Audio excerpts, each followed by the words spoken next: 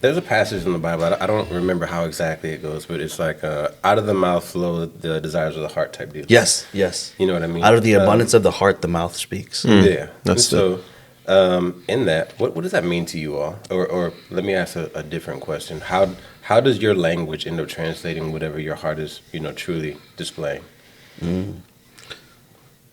I think it's just you have something. I know you got something. Go ahead. So for me, the way I take that is that there obviously our hearts store all, symbolically all of our emotions, all of our feelings, and there's a lot there, right? At any given time. There's never once that it is truly empty, and I think that what we feed our psyche, what we feed our spirit, what we consume, through our eyes, through our ears, if it always is going to reflect when we speak, okay? Because let's say that you are always watching NASCAR, right? Just throwing something out there, right? You're always watching NASCAR. That's Hell your yeah, thing. brother. Yeah, hell yeah, brother. Yeah. Vroom, vroom. Yeah. Shake your bike. Ricky Bobby. That's my Yeah. favorite. Ricky Bobby's my Yeah. favorite. Man. So if you're always watching NASCAR, right? Like that is your thing. There doesn't go a day there's not a day where you don't watch NASCAR, okay? Then you're always going to speak about NASCAR. Like you're always going to bring it up somehow. It's like, dang, yeah, you need some tires, brother. Oh, yeah, you should get them. The ones that they use on the Daytona cars, right? Or we would do that. We do that, man. It's that King of the Hill. What's that? Boomhauer? I'll tell you what, man. I'm just go coffee.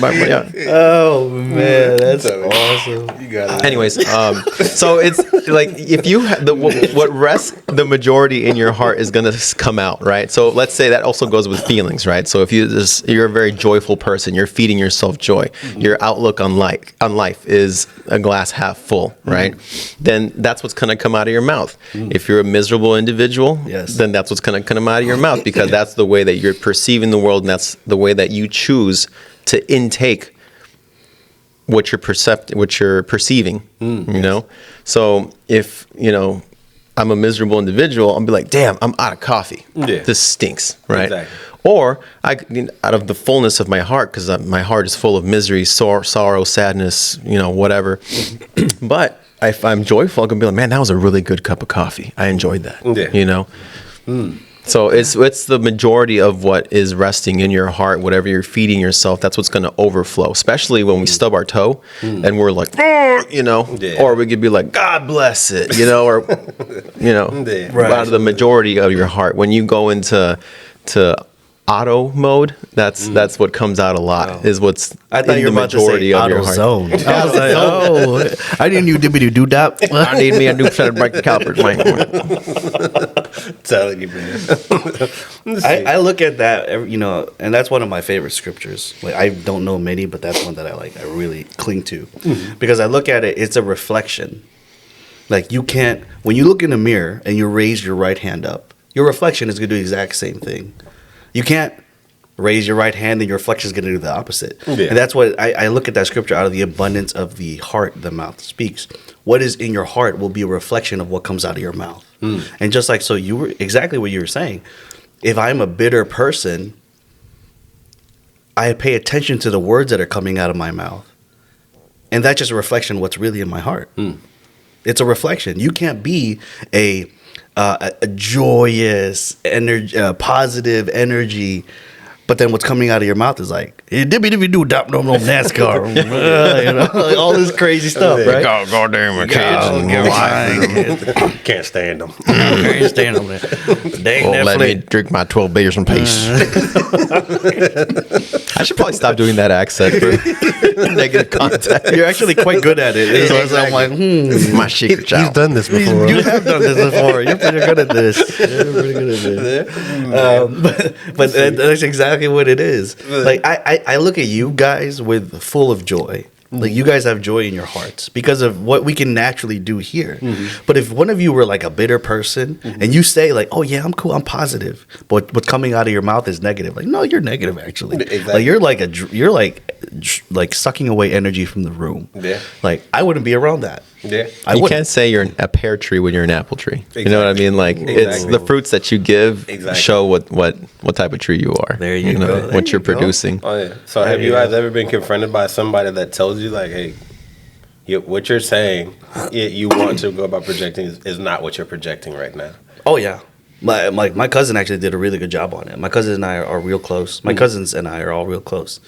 And when I was at the, I would say, peak of my career as a cop, I was just about to test for the SWAT team. My cousin had he and I had this conversation, and I don't remember what that conversation was about, but months later, after the test, after I got injured, he and I went to go grab dinner, and he referred back to that conversation that we had. Yeah. He's like, "Remember that? When we went to like B-Dubs or Buffalo Wild Wings, we were having dinner?" I'm like, "Yeah." He's like, "You were actually a really dark person." I was like, "Really?" I'm like, "What do you mean?" He's like, "You just were really angry. But in my mind, I'm just telling this dude a story. Yeah. I'm just telling him about what happened. But he was like, you're really bitter Yeah. and hurt. Yeah. A lot of darkness in your heart." And when he said that to me, I was like, you have darkness in your heart. You don't know me. Yeah. You don't know call me. me out. How Yeah. You know what? You pay for this bill. The audacity! I challenge you to a duel. This dude is like on the accents today, bro. Oh my Telling you, god! man. It's like, I take my glove off and slap him with it. But yeah, my cousin Julian called me out on it, and then the first time I'd ever had to look at myself like, what? Like I never saw me as that, but it was clearly in my heart, and it was being projected in ways that I didn't even see, but other people could see it. And he's like, I knew that wasn't you. I knew that wasn't you. Like, and I was like, wow. Like I had He knew that the darkness wasn't you. Yes. That's Yes. nice. Yeah. I like that. and I was like, pass the fries. I don't want to talk about this no Yeah, more. exactly. No, but My eyes are kind of sweaty. exactly. But it was true, man. Like it really hit me for real. Like I'm like, oh wow. Like I need to think about that more. Like So was this what like really was in my heart? was this a work story? Like you were telling him a story like while you were out on the streets? Now that I'm slowly remembering it, I was just kind of telling him like, oh yeah, these effing kids. Effing crazy or effing city, you know, like these everything. dirtbags are a piece of crap, and it was just a lot of that. It's really from what I hard remember. for specifically police officers, but I think it's all first responders because they get to see the scum Yeah. of the earth, you know, and they see all the bad. And sometimes they have nice stories, you know what I mean? Like I'm sure you had your moments as a cop where you got to save There were. people and you got But I don't to remember embrace a those child much. or, you know, you got to lift somebody up from a terrible situation or help them or save them or whatnot. But most of the time, It's bad.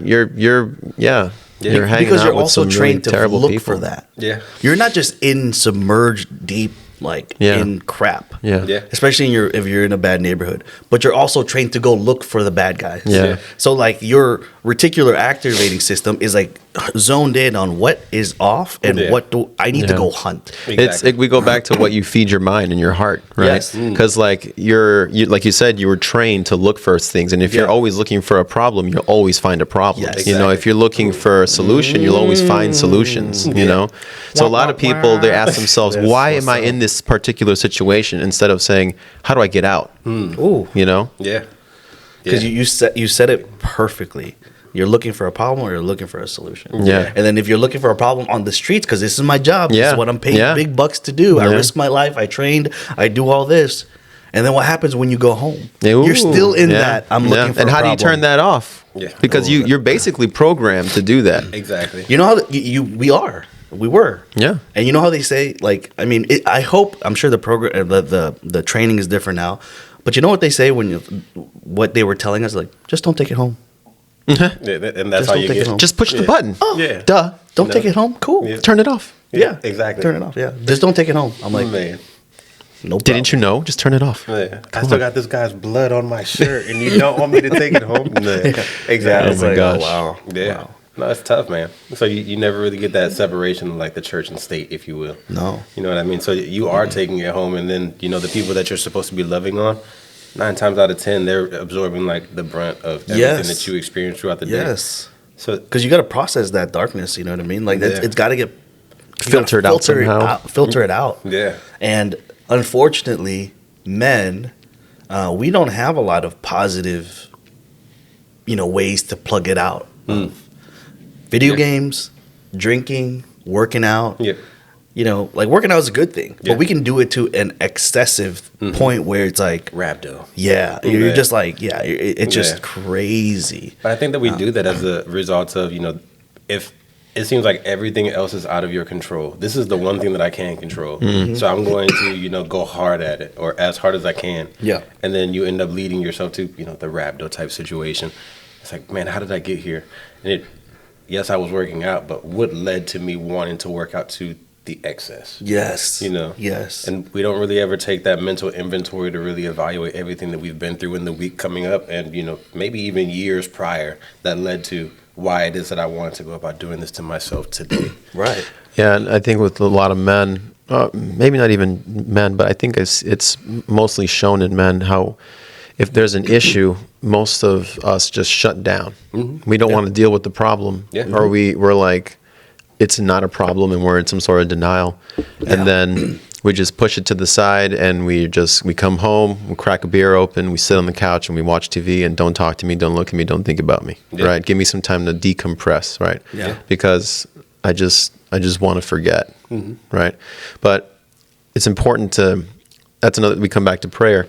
It's really important to not just for you to self-evaluate what's been going on through the week or that day or whatever, but also for you to release that and give it to God, right? To give those burdens, to give that weight and put it on Him, right? Because we're not supposed to carry that. Yeah. Yeah. That's not our burden to carry. Yeah. Yeah. Man. We were actually just talking about it like a couple minutes ago. What happens is you build up and you create an idol for yourself.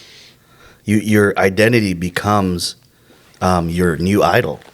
And that's what you start to worship.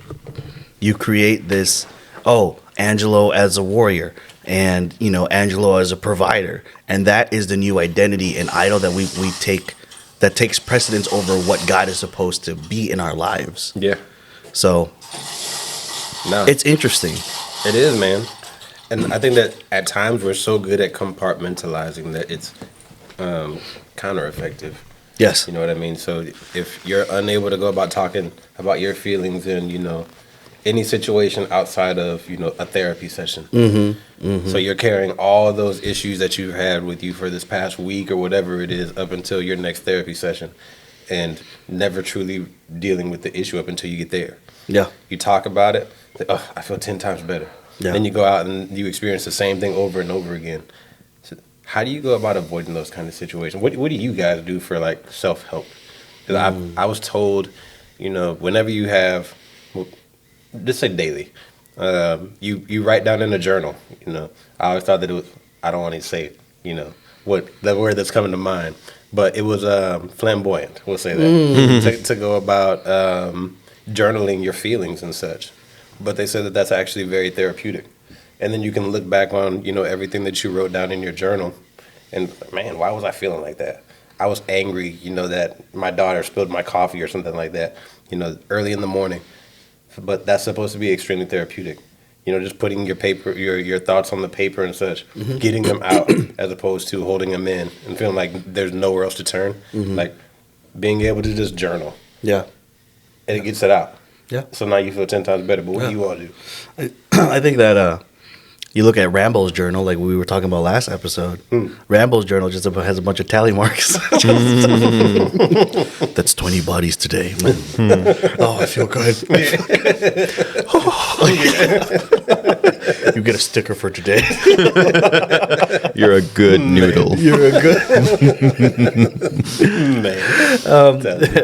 And it's funny, man. But I actually do the same thing. Like it's just I need to get things out. I need to get things out. and my first outlet was working out. And then like now I look at working out not just as a try to be stronger or more less image, but it's more of it gives me peace. It's more of a mental thing now. So working out, reading, quiet time is really when I think the most effective way of letting go of what's on my mind. Quiet time and journaling, like those kind of go both hand in hand, because I don't want to have all these things in my mind. And like, oh my God, I might forget. So it helps to get it out on paper and out of my mind. So then I can clear up the mental RAM to focus on things that are actually more effective, to focus on things that are the 80-20 in my life, the 20% that's getting 80% of the results. So the more time I have to actually go through my thoughts and whatever's on my heart.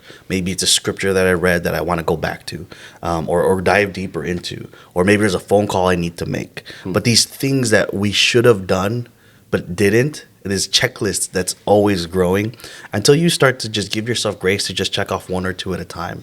That thing is going to keep growing. It's like sweeping stuff under the rug, right? As long as it's important and it's something that's, beneficial, then it's like you feel good after. You're like, okay, I'm getting stuff done. I'm being productive. So yeah, quiet time, journaling, all that stuff is super beneficial for me. What do you do? I just call someone, to be honest. Like I have thankfully, thank God, otherwise than talking to him in prayer and stuff. But I call somebody. I'm usually calling my best friend Jose when I'm really upset about something, or just something's really bothering the crap out of me, or I'm having a tough time figuring something out. It just helps me to, like you said, get it all out, and then have someone to bounce off these echoes in my head, because when you're in your own head, right? Like for me personally, the quiet time doesn't work, just that's more stressful. Yeah, because then I'm in my head like, oh, she did this, and that guy at work, and the car, and whatever, it's just in my head echoing off, and then just like builds up, and I feel more tension. But for me to actually talk to somebody that I trust, and I can be like, this is what's going on, this is how I feel, blah blah blah, then I can have a trusted opinion of, okay, let's deal with that, or you deal with that because you're the problem right now. Like sometimes you need that. Sometimes you need someone to call you out and be like, no, this one's on you, buddy. Or the other, and just be like, yeah, I understand. Let's figure this out together, Exactly. And sometimes you don't even need to figure it out. Sometimes you just need to vent, and I've definitely been there where I'm just like, hey man, it's going to be a long conversation, and then just let it all out. All right, let me go grab a beer real quick. Yeah. It's just like, I got some things on my chest. So, and then the pacing starts. Yeah, exactly. I'm on the phone, I start pacing back and forth. And it's always in the same, one wall to the other wall, one wall. And exactly, man. And you just wonder like what people on the outside would be thinking of you as you're doing this. They see you and you're throwing your hands all around while you're on the phone. It's like, what is he doing? What is he experiencing right now? You know what I mean? Not knowing the true struggles. Yeah. See, so. Yeah, but to go back off what you're saying, man, it's because you have that relationship with your friend. Like you've made those deposits beforehand. Yeah. So that, when it's time for these conversations and it's time to make that withdrawal, you've made enough deposits to justify that conversation. Exactly. It's not just like, hey, if you're just calling me because you need something, if you're just calling me because you need to make a withdrawal. Yeah. You might as well go ahead and declare bankruptcy. Yeah, that is it. You no longer have an account at this bank. Who are you? Oh, can I get some ID? I need a second form of ID. Hey. I don't know who you are. Oh man, that's awesome. So as you just said, that relationship piece is key. Yeah. So I was wondering, as you were saying, you were talking to your buddy Jose, like, do you only talk to him like in those situations? Like, dog, I really need to talk to you. Yeah. And does he know? So as soon as he sees your name pop, it's like, oh fuck. It's Sunday. The bank is closed, buddy. Yeah, call back during business hours. Yeah, No, Jose and I, we go way back. Like we go to high school. You know what I mean? So nice. we used to, and we haven't done this in a long time, but we used to like call each other like almost every day. You know, and then you get married, you move states, and then you Yeah. get kids, and then anyways. So we usually make time for each other at some Yeah. which way or form. That's yeah. cool. Is he a believer as well? Or- He's not a believer, actually. He is a very rational individual, and I always tell him, if you ever become a believer, if you ever come to Christ, you're going to be like Dangerous. Yes, Yeah. yes, because whatever he does, he has a ridiculous willpower and a ridiculous amount of discipline, right? Like if he says, okay, eating peas at 3 a.m. Is really good for you, he's gonna wake up at 3 a.m. every night, every morning to eat peas, Yeah. right? Because, and so I was like, and he has this ability to just say, I'm gonna start doing this now, and doesn't matter who he has to cut off, it doesn't matter what he has to do, how he has to change his life, it's good for me, I'm gonna do it. Yeah. And I'm just like, how do you do that? You know, like, That's badass. so that's I'm just, I always tell him, if you become a believer, dude, you're going to be an amazing tool for God, Yeah. you know? Absolutely. That's cool. Let me see. That's cool. Man. But really just going about using those gifts that you were given, really. Yes. I know that we've been talking about the spiritual gifts and such. That's been a Man. topic of our conversations the last week or so. Yeah, man. So Angela gave me this website. I'm not sure if you had took the spiritual gifts. I did, yeah. Yeah. What'd Yeah. you end up getting? Mine's was motivating and Janitor. janitor. Hey, man, I'll take being a janitor in God's kingdom any day. Yeah, absolutely. The streets are clean anyways. They're made out of gold. Easy. It's already clean. I just got to babysit them, okay? Sucker. Joke's on you. Yeah, Angela job is comes the by as well. Yeah. Yeah, on purpose. Yeah, I don't remember the rest, but I know that the biggest one of the biggest ones was motivating. Yeah. Yeah, man. I think for me, I forget the third one, and I think that we ended up sharing one. Yeah. So it was my number one was encourager, and then my number two and three were tied at 95% with leadership and connector. Yeah, man. So I think your third Yeah. one was The encourager. Yeah, man. So then my first two were ministering and compassion. Yeah. So then we ended up sharing the encourager. And as we were having the conversation the other day, do you think that those truly fit? I was like, I can actually see it. Yeah. You know what I mean? But learning how to operate in those spiritual gifts has been challenging, you know, because you can want the best for somebody, but up until they're willing to go about receiving whatever it is that you're trying to give them, it doesn't matter. Yeah. You know what I mean? Yeah. Yeah. Absolutely. Because we just, we touched on it before. It's like people are more, the fear of change is greater than the fear of staying the same. So we're comfortable, even if what we're doing right now is not in our spiritual gifts, it's more comfortable than trying to step into the unknown and find out, like, what is my spiritual gifts, and what if I don't know how to do it, or what if I'm not good at it, or, I mean, what if I just haven't honed it yet? You know, and that fear of stepping into that unknown is what keeps people from stepping into whatever they're supposed to step into.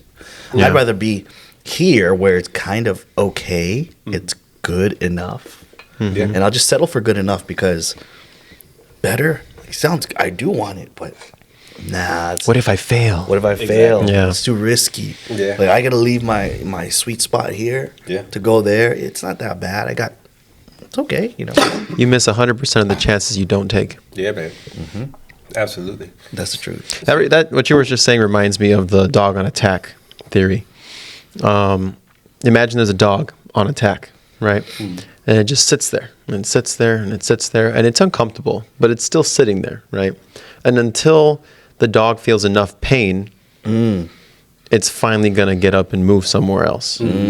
So either you're extremely comfortable in your situation, which is a jail in itself, comfort, or you finally experience enough pain in some aspect of your life that you get up and you realize, I need to change something, I need to move somewhere. And better my situation.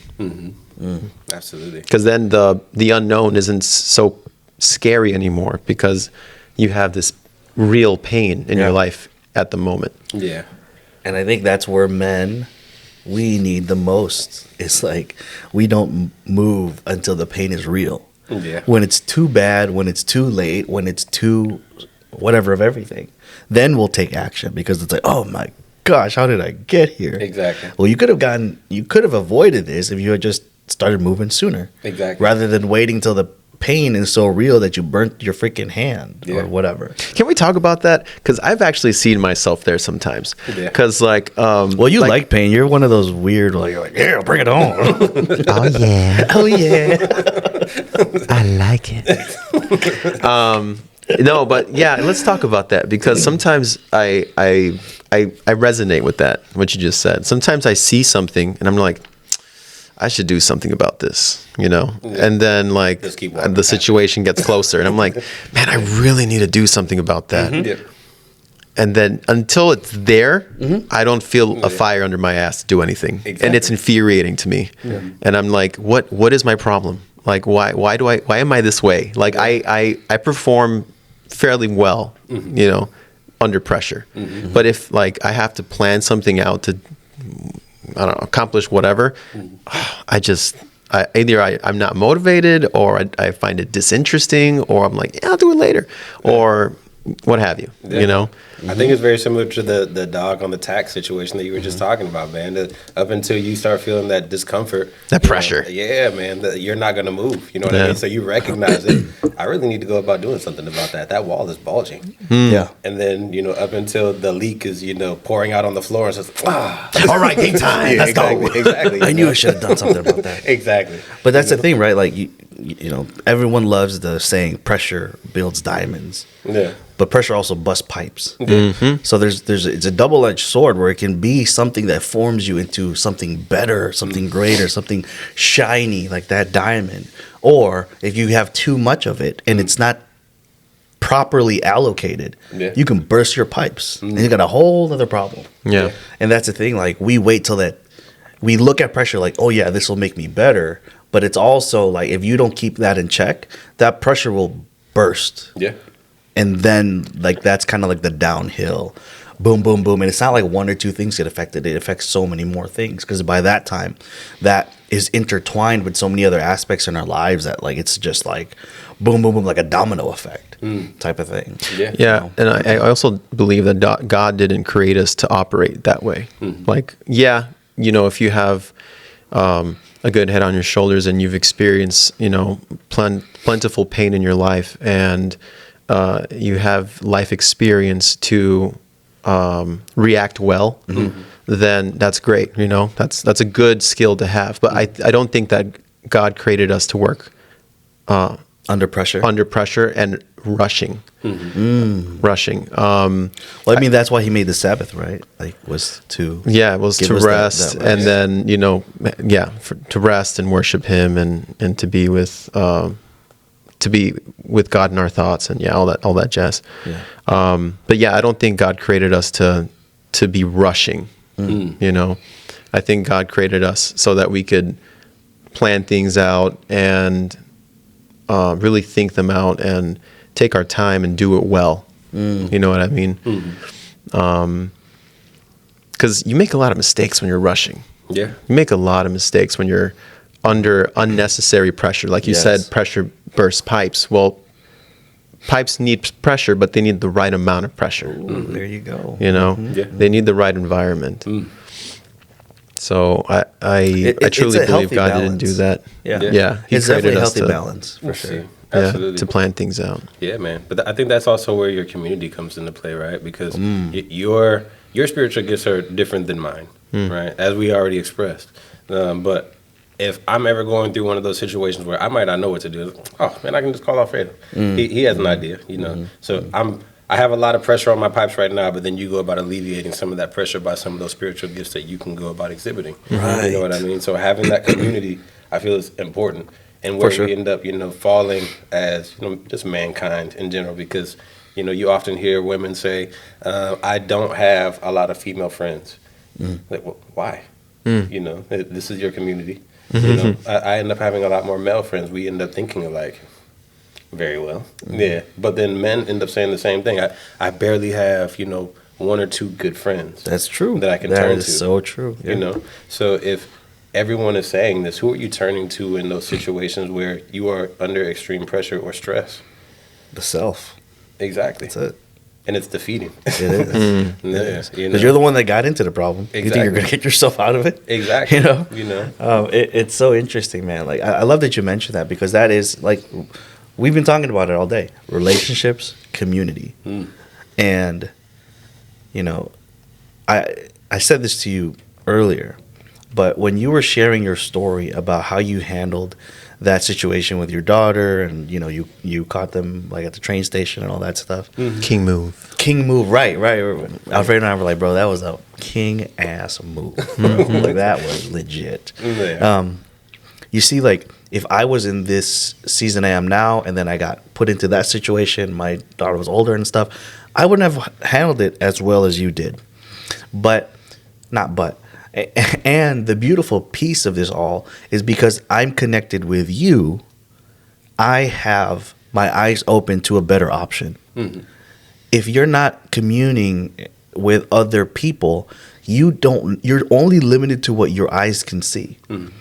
If you don't know what's possible, you're just going to operate on what you think is true. And it's just like the same thing with these kids in gangs in these impoverished neighborhoods. The reason why the gang life is so attractive is because it builds this community.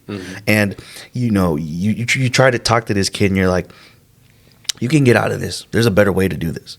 But if he doesn't really see a legitimate better way, if no one is showing him, if no one is pouring into him, if no one is opening his eyes into a better possibility, a better option, he's just going to keep doing what he thinks is the best that he can do with that situation. Yeah, absolutely. And that's why it's so important to communicate and to connect with other men. Yeah. You know, like whether you look at themselves, whether you see them as better or not, like we're all the same. We all bleed the same. This is what my dad told me. He's like, whenever you guys get into fights, don't forget you and him, you and the other guy, you bleed the same blood. I'm like, yeah, you're right. I may be bleeding positive. a little bit more than I. Yeah, I won't make him bleed more, Dad. Yeah, but it's the same thing. Like you fear no man because you guys are the same. Yeah. And if you know you are a little bit further ahead in certain aspects in your life than me, great. Because now I can learn from someone who's been there. And you got to really check that ego. Because the more I can do this, like. Yeah, man. Absolutely. But I think that you're selling yourself short when you say in that situation that you wouldn't have handled it the same. Because, you know, right now your daughter is young. True. You have a lot of stuff that you're going to end up going through leading up to, you know, that potential situation where the mental, physical, and spiritual growth is going to occur. The character development. You know, and so just like in an anime, you know, you might be the weakest person right now. It's like, man, you know, I don't know if I can handle that situation, but over time, trust me, it'll be a lot easier. Put me in a hyperbolic time chamber and see what happens. Exactly. Find out. You know? See what y'all know what's up. Yeah, man. Mess around and find out. Yeah, man. Let's see. But that's why you gotta surround yourself with other men. Yeah. You gotta surround yourself with other men. Yeah, man. Men that will sharpen you up. Iron sharpens iron, not steel or rubber or whatever, right? Maybe steel. I don't know. Does steel? Oh, I don't know, man. I may have to cut that part out. My understanding was only iron. Wood, maybe. I don't know. Yeah, man. But that is the value in relationships, and thus why we want to do an event. 2024, here we come. Yeah, absolutely. Here we come. What are you guys excited for this event that we're putting together? I'm ready to see people's souls get broken. Ooh, In all honesty, man. Man, I gotta write that down. Yeah. Just, you know, the look of anguish on people's faces and whatnot. But then, you know, at the end, you know, that character development that will happen, you know, as a result of the shared hardship and then, you know, the brotherhood that results as well. what are you going to look like afterwards? What are you going to look like when you come in, and what are you going to look like when you get out? Yeah. Ooh, That's kind of fun. That's Man. really cool. That's kind of Absolutely. Man. What about you? Same, man. You know, we it's been cool to hear all the feedback we've been getting from the podcast. The men and women that are enjoying it, that are being entertained and educated at the same time. Yeah.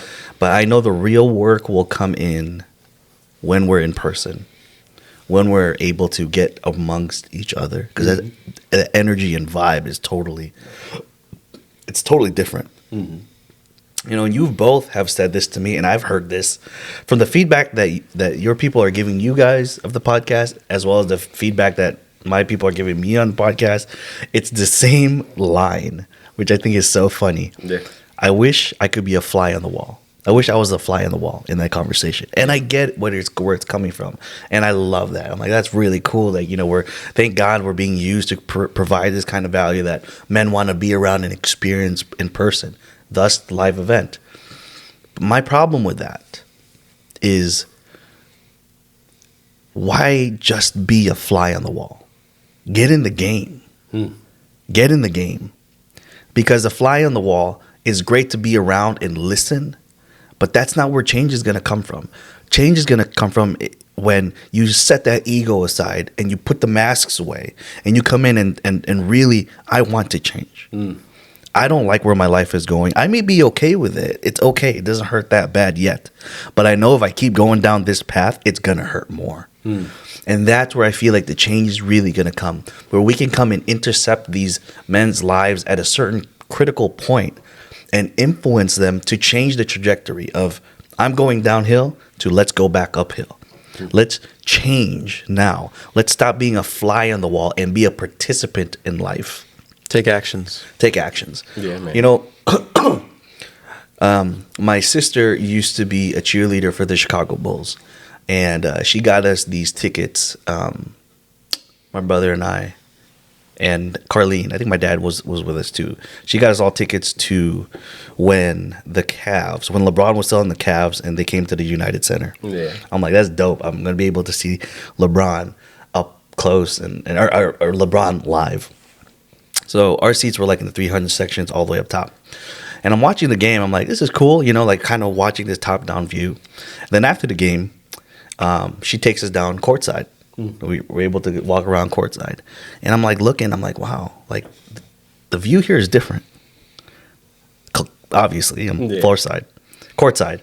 The view here is different. Then I kind of look up, I look at the 300 section, like it totally looks different from up here.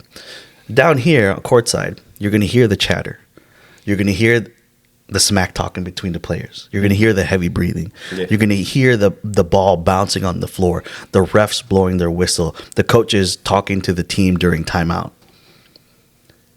It's the same game, but a completely different experience.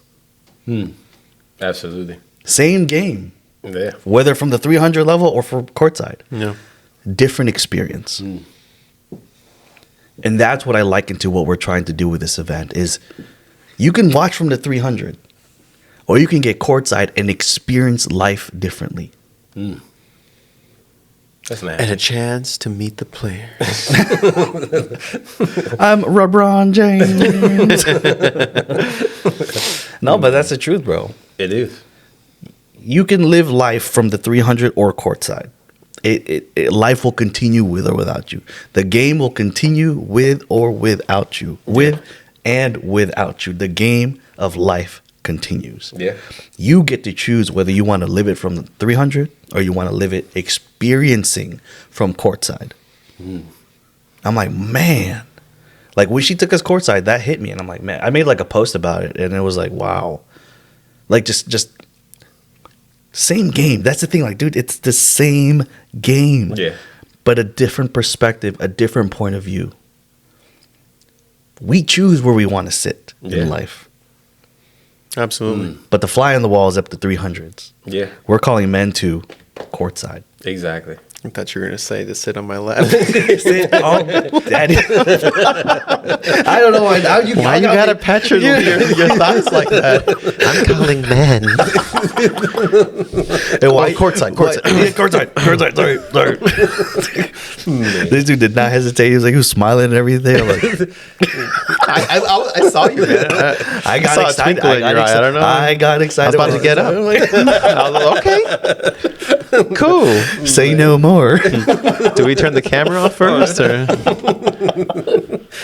Oh, I love this dude. It's so funny, man. But that is the goal for this event. Like, Yeah, man.